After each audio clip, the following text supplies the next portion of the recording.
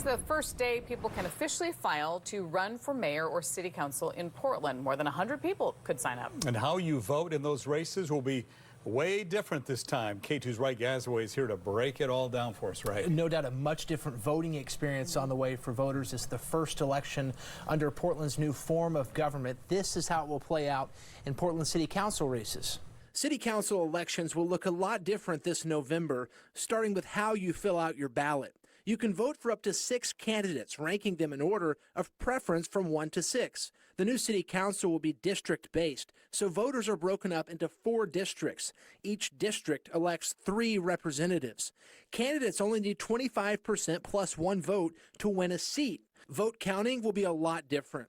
In the first run, computer counting software will tabulate everyone's first place vote. Here's a mock run. In this case, you see only 1 candidate gets above the threshold to win.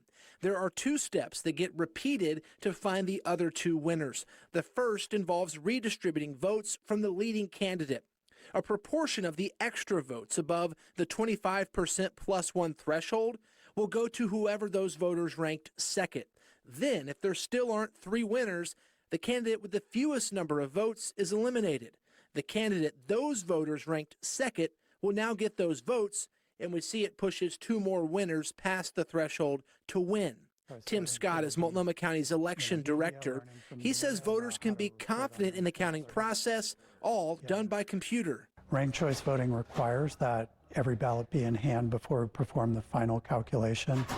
And so results may take a little longer to get, but it will all be under the normal processes that we have right now. The biggest change to the voter experience is filling out the ballot. The city and county will have voter education campaigns from now through the election.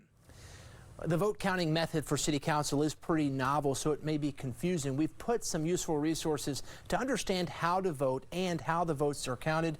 You can find those on K2.com right now.